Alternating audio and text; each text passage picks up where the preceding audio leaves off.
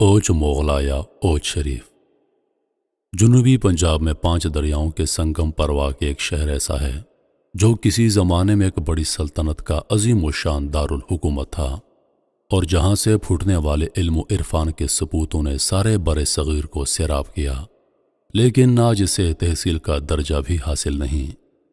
بہاولپور سے جنوب مغرب کی طرف 73 کلومیٹر کے فاصلے پر قائم یہ شہر کسی زمانے میں 7 بڑی آبادیوں میں تقسیم تھا۔ 36 میل لمبائی اور 24 میل چوڑائی پر محیط حدود اربع کی وسعتوں کے حامل اس شہر کی زوال پذیری کا آغاز اس وقت ہوا جب 400 عیسوی میں وسطی ایشیا سے آنے والی ہن قوم اس پر حملہ آور ہوئی اور اس کو تباہ و برباد کر ڈالا۔ امتاد زمانہ کے برہم ہاتھوں یہ شہر کئی بار اجڑا اور کئی بار آباد ہوا۔ اپنی قدامت اور تہذیبی خصوصیات کے سبب اس کے ڈانڈے ہڑپا اور موہنجو دڑو سے جا ملتے ہیں۔ صدیوں پرانی تہذیب کے عامل اس شہر نے بہت سے عروج و زوال دیکھے۔ زمانے نے اس کو مختلف ادوار میں مختلف نام دیے، کبھی اسے سبیڑا کے نام سے پکارا گیا تو کبھی اسے آساش کہا گیا، کبھی اس کا نام اوسا رہا تو کبھی دیوگڑھ، کبھی یہ سکلاندہ کے نام سے مشہور ہوا تو کبھی اسے سکندریہ کہا گیا، اور پھر یہ ہود بھی بنا اور چچ بھی۔ ناموں کا طویل سفر طے کرنے کے بعد بالآخر یہ شہر اوچ شریف بن گیا۔ اوچ کے ساتھ شریف کا لاحقہ اس کے تقدس اور احترام کی وجہ سے لگایا جاتا ہے۔ 550 قبل از مسیح میں آباد ہونے والا اوچ شہر اپنی قدامت، عمارت اور روحانیت کے باعث ہمیشہ سے ہی فاتحین اور علم و فضل کی بڑی شخصیات کی توجہ کا مرکز بنا رہا۔ اپنی سیاسی، سماجی اور ثقافتی اہمیت کے پیش نظر ہر دور میں علم و ادب کے گیانی، سادھو اور بعد اسلام اولیاء کرام نے اس شہر کا رخ کیا، جن کے اب یہاں محض تذکرے اور مقبرے ہی باقی رہ گئے ہیں۔ کہا جاتا ہے کہ اوچ شریف دریائے ہاکڑا کے کنارے تعمیر اور آباد ہوا۔ اس دریا کی باقیات آج بھی نظر آتی ہیں۔ صحرائے چولستان میں تعمیر شدہ پرانے قلعے اور ان کی یادیں اس بات کی عکاسی کرتی ہیں کہ کبھی یہاں دریا بہتا تھا اور خطے میں بہت زرخیزی اور خوشحالی تھی۔ بر صغیر میں آیا اسلام سے پہلے سندھ ہندو سلطنت کا حصہ تھا اور اوچ اس کے اہم شہروں میں سے ایک تھا۔ اس عرصے کے دوران علاقے میں بہت سے قلعے اور فصیلیں تعمیر ہوئیں۔ سلطان محمود غزنوی اور محمد بن قاسم کی آمد سے ہندو سلطنت تباہی سے ہمکنار ہو گئی، اور پھر اس کے بعد اوچ کو صحیح معنوں میں عروج اور ترقی حاصل ہوئی۔ اوچ مغلا ضلع بہاولپور کا الف لیلوی قصبہ۔ اوچ شریف میں علوم اسلامی کی ابتدا 370 ہجری میں سید صفی الدین گازرونی کی آمد سے ہوئی۔ وہ پہلے صوفی بزرگ تھے جو بر صغیر میں وارد ہوئے اور اوچ میں رہائش اختیار فرما کر محض 17 سال کی عمر میں انہوں نے بر صغیر کی پہلی اسلامی یونیورسٹی جامعہ فیروزیہ کی بنیاد رکھی، جس نے بر صغیر میں اس وقت اسلامی تعلیم کے فروغ و ترویج کا فرض انجام دیا جب ہندوستان کی فضا مسلمانوں کے لیے پوری طرح سازگار بھی نہیں ہوئی تھی۔ سلطان ناصر الدین قباچہ کے عہد 670 ہجری تا 625 ہجری میں اس جامعہ کو بڑا عروج حاصل ہوا۔ مشہور ایرانی مورخ قاضی وقت علامہ مناج سراج جیسے جلیل القدر عالم جامعہ فیروزیہ کے صدر مدرس تھے۔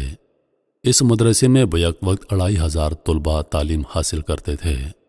سلطان ناصر الدین قباچہ کے دور میں اوچ کو سلطنت کے دارالحکومت کا درجہ ملا، اور اس عرصے کے دوران اوچ خوشحالی کے عروج پر پہنچا، اور منگولوں کے حملے کے باوجود اوچ نے اپنی اہمیت برقرار رکھی۔ التمش نے اوچ پر حملہ کیا اور مشہور زمانہ یونیورسٹی سمیت کئی مدرسوں اور کتب خانوں کو تباہ و برباد کر دیا۔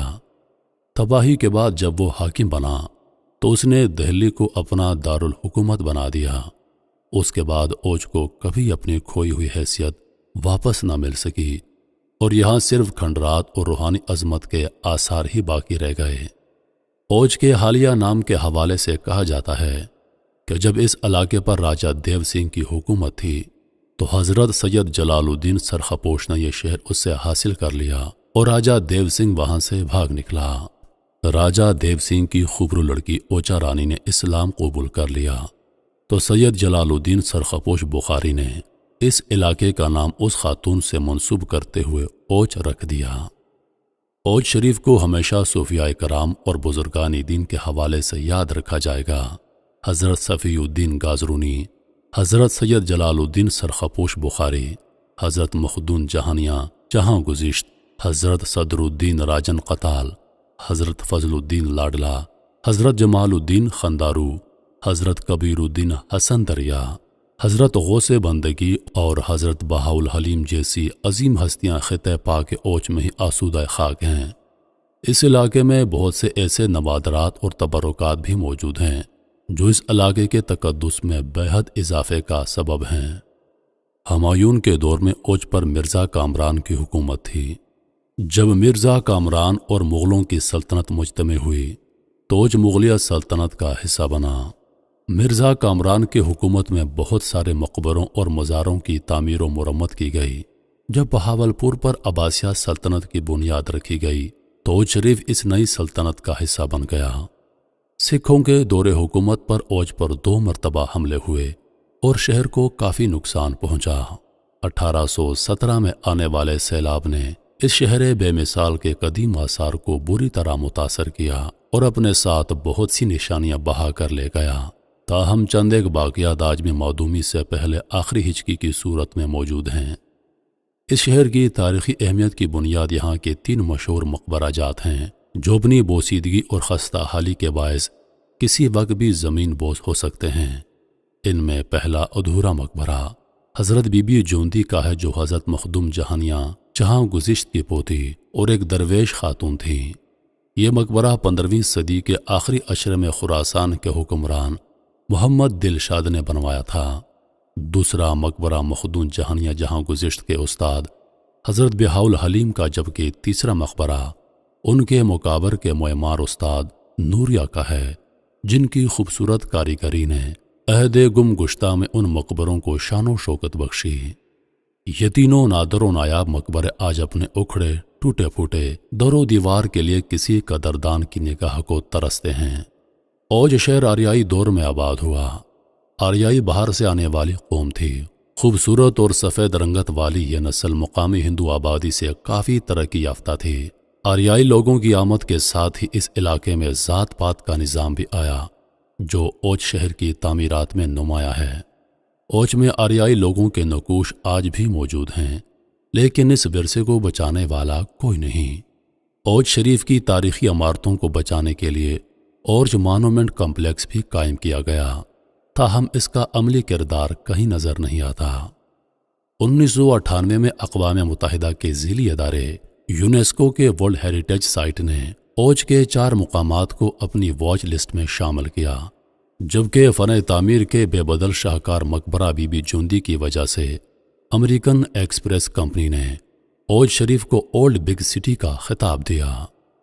ملتانی فن تعمیر کا شاہکار یہ مقبرہ 2000 میں دنیا بھر کی 100 قدیم تاریخی عمارات کے فہرست میں پہلے نمبر پر تھا۔